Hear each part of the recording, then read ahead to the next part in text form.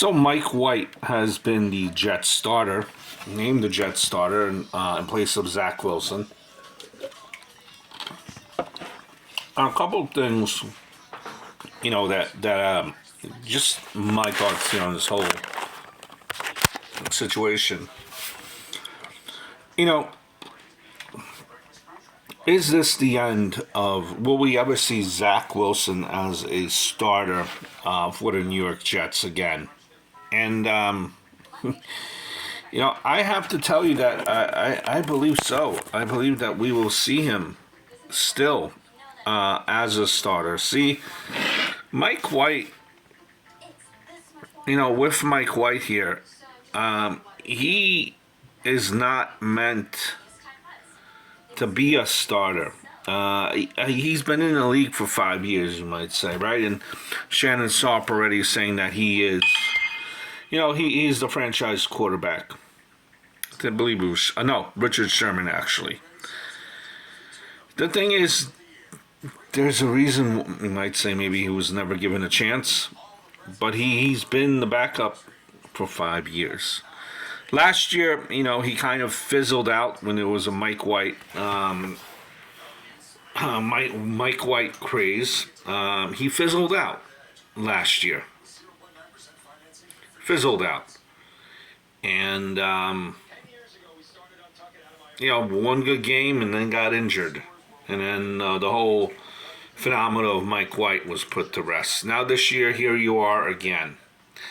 See, Zach Wilson, it's just, you have so much invested in Zach Wilson.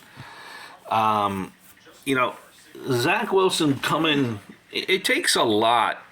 Now, mind you, what Zach Wilson had against the Patriots was not a good game. And then his attitude, kind of blase, as if, whatever he has is coming to him, as if his job is secure, as if he's not to blame, kind of not taking responsibility for, that game. And that's, where he kind of, I think, a combination of the two, that's where he lost his starting job. And the problem is, he's that's probably not what he meant when he was talking with the New York media. Remember, this guy is from Salt Lake City, Utah, right? Playing for BYU. The media in Utah is a lot different than the media in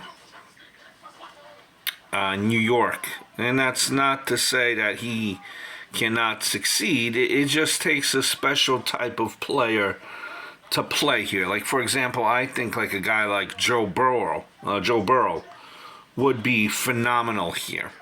You need that swagger. That kind of killer instinct, which he has, and it just it takes a special type of person. Look, Sam Darnold unfortunately did not succeed here. Mark Sanchez, an Ellis, a California guy as well, did not succeed here. It takes a special type of a person. Now, Mike White, listen, over 300 and something yards. But it was against the Bears defense. Now you're gonna say, listen, anyone could win on any given Sunday. It's an NFL team. I understand, but their defense is not the best. Is it smoke and mirrors with Mike White? We will soon find out. But you have so much vested in Zach Wilson. Did you pull the plug a little bit early? Like, I wouldn't have gone about it the way that the Jets have. I would have maybe, let him play that quarter, start the game, and if he doesn't do good, take him out, right? And then there you have it. But just the overconfidence in his security and acting like his stuff does not stink when he has a lot of improvement to do. I'm sure he didn't mean it that way. He just came out the bad way, but the New York media was all over it. And here you are, Zach Wilson, the Jets, behind Mike White. We'll see if Mike White could keep it up. Can he keep it up? The Jets are competitive this year. So it'll be interesting to see what Mike White does. But I can tell you one thing. Every interview you've done with the Jets locker room there, seems like Mike White is like this dude that everyone gets behind. Like a dude that's everyone's dude. Just a regular Joe Schmo, a guy that you can have a drink with. And everyone loves him.